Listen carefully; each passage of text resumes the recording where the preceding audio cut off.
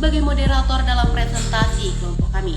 Puji syukur kita panjatkan kehadiran Allah Subhanahu wa Ta'ala karena atas rahmat dan karunia-Nya kami dapat menyelesaikan tugas presentasi yang berjudul Paradigma Islam tentang Ilmu di Bidang Teknologi. Sebelum memasuki pembahasan materi, izinkan saya menyampaikan sebuah pantun. Bunga melati tumbuh di taman, harumnya semerbak sepanjang hari.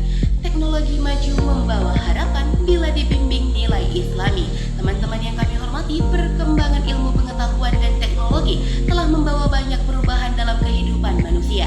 Namun, sebagai umat Islam, kita perlu memahami bagaimana ilmu dan teknologi dikembangkan sesuai dengan nilai-nilai keislaman agar memberikan manfaat dan kemaslahatan bagi kehidupan.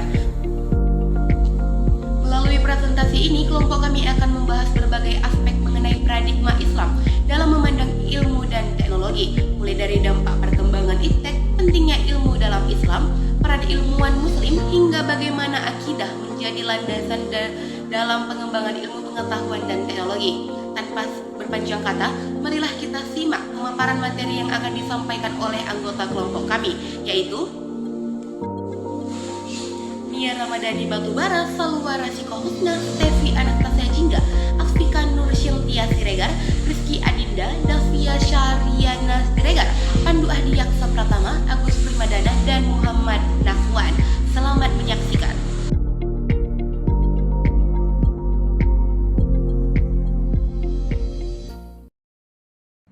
Assalamualaikum warahmatullahi wabarakatuh. Perkenalkan, saya Salwa Rasika Husna dengan NPM 240620014. Di sini saya akan menjelaskan materi tentang dampak dua sisi perkembangan iptek. Penjelasannya itu, perkembangan iptek sejatinya bagai pisau bermata dua. Di satu sisi, ia membawa dampak positif masif yang meningkatkan kualitas hidup manusia. Contoh nyata ada pada transportasi haji. Perjalanan ke Jeddah menggunakan kapal laut memakan waktu hingga 17-20 hari. Kini, dengan pesawat terbang, kita hanya butuh sekitar 12 jam. Kemajuan industri pangan, papan komunikasi, dan transportasi terbukti amat bermanfaat bagi peradaban. Saya Pandu Adiaksa Pratama. Di sini saya akan membahas bahaya iptek tanpa nilai ketuhanan. Jika iptek dikembangkan di tangan orang yang tidak beraturan, hasilnya adalah teknologi yang keluar dari norma-norma ilahi. Contohnya itu seperti bom atom melenyapkan ratusan ribu nyawa di Hiroshima dan Nagasaki pada 1945. Padahal Islam memiliki aturan ketat dalam peperangan. Terus di bidang kedokteran, bayi tabung di barat kini mengalami komoditasi demi uang tanpa batas etika nikah yang sah. Begitu pula rekayasa genetika yang disalahgunakan menjadi senjata biologi. Serta internet yang marak dengan kejahatan dunia maya, pornografi, dan perjudian. Peradaban modern saat ini sangat kuat disetir oleh materialisme yang mengancam tatanan bumi. Baik, selanjutnya nama saya Gus Medana, NPM 240620101, ingin membahas tentang peran ilmuwan muslim sebagai khalifah dan umat terbaik. Melihat ancaman tersebut, dunia sangat membutuhkan kehadiran ilmuwan muslim yang berkarakter kuat. Karakter utama seorang muslim adalah mengabdikan diri hanya kepada Allah Subhanahu wa Ta'ala.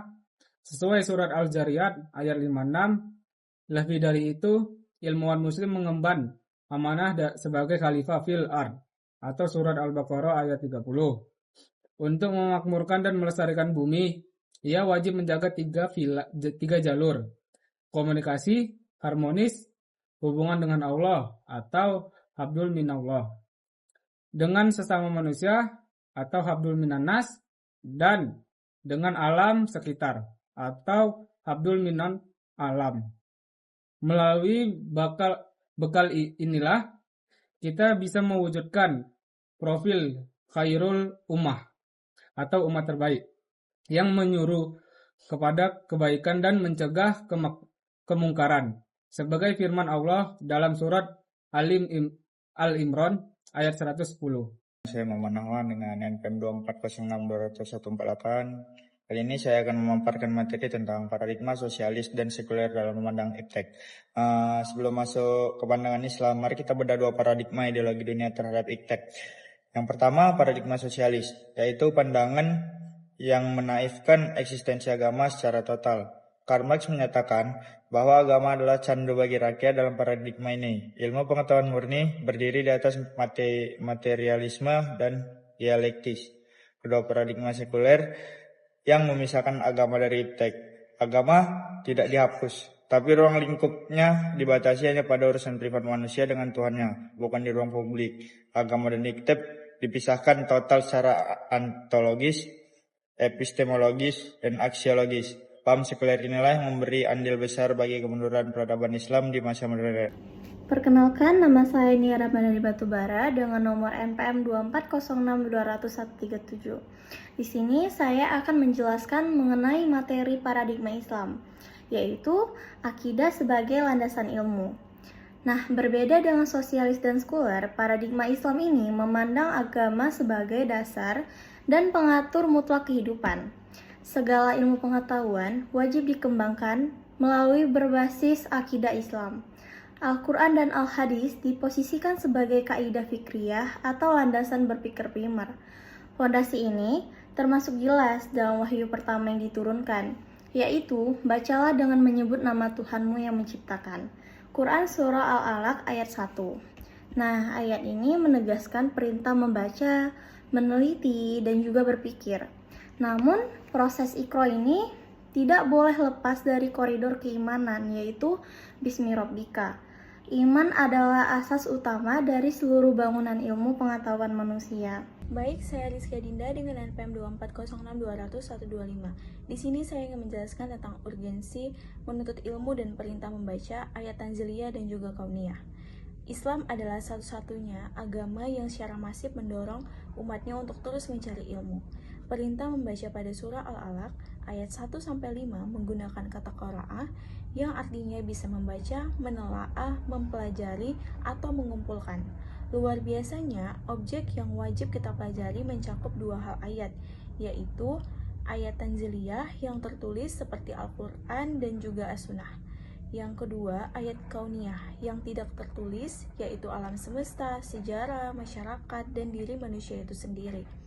Membaca adalah kata kunci mutlak untuk menyingkap rahasia alam dan mengembangkan ilmu pengetahuan. Saya Spika Nur Cynthia Siregar, NPM 240620140, akan menjelaskan tentang keutamaan Nabi Adam di hadapan malaikat karena ilmu.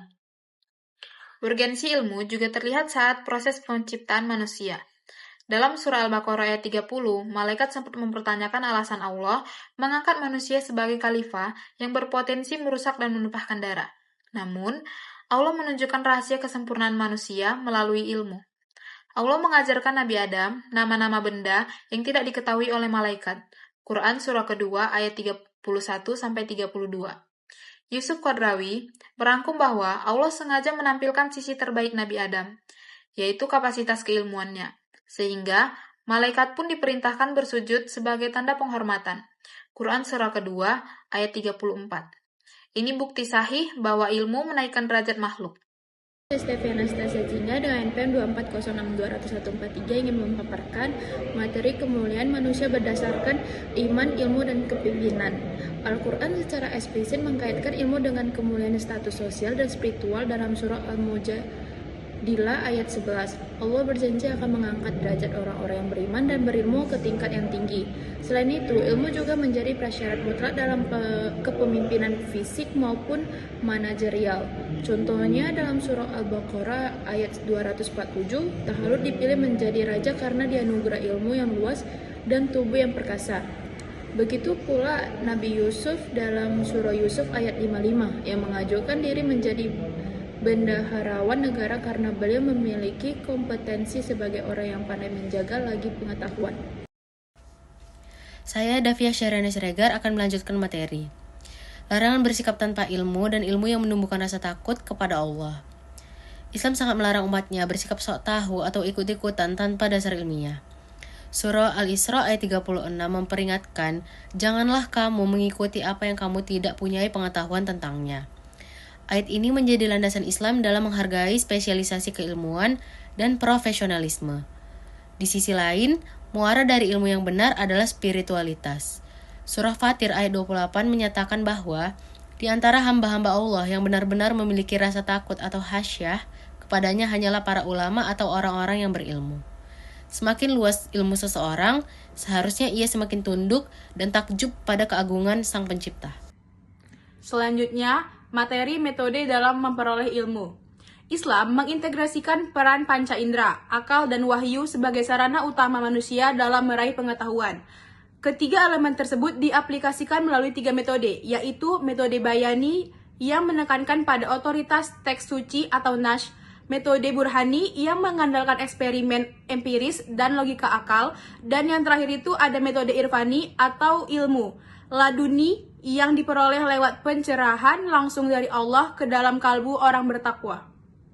Baik, selanjutnya saya akan menjelaskan tentang manfaat ilmu. Bagi pemiliknya, ilmu berfungsi sebagai benteng spiritual yang menjauhkan diri dari kesesatan atau taubat dan menuntun agar seluruh sendi kehidupan hanya bergantung kepada Allah. Selain mengarahkan manusia untuk mengamalkan Al-Quran, secara nyata, ilmu yang benar pada akhirnya akan mendatangkan hidayah serta menumbuhkan rasa takut dan tunduk atau khasyah yang mendalam kepada Sang Pencipta. Selanjutnya, nama saya Gus Madana, NPM 2406201. Saya ingin membahas metodologi riset. Riset ilmiah dalam Islam dirancang sebagai alat kritis untuk memecahkan masalah kehidupan dan memakmurkan bumi berlandaskan pedoman Al-Quran. Kerangka penelitian ini wajib berdiri di atas pilar objektivitas atau istiqomah.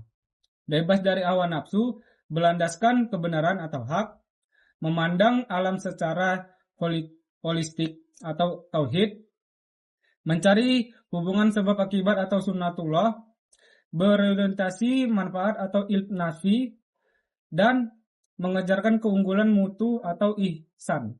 Baik, terima kasih. Berakhirnya presentasi kami hari ini, kami memiliki kesimpulan yaitu paradigma Islam tentang ilmu di bidang teknologi menempatkan akidah sebagai landasan utama dalam pengembangan ilmu pengetahuan dan teknologi. Islam mendorong umatnya untuk terus menuntut ilmu, melakukan penelitian, dan mengembangkan teknologi sebagai bentuk ibadah serta tanggung jawab sebagai khalifah di bumi. Ilmu dipandang sebagai sarana untuk meningkatkan derajat manusia, membangun peradaban yang bermanfaat, dan mendekatkan diri kepada Allah Subhanahu wa Ta'ala. Oleh karena itu, perkembangan iptek harus selalu diarahkan oleh nilai-nilai ketuhanan agar tidak menimbulkan kerusakan, melainkan membawa kemaslahatan bagi manusia, lingkungan, dan kehidupan. Sekian dari presentasi kami. Wassalamualaikum warahmatullahi wabarakatuh. I just had to let you know you're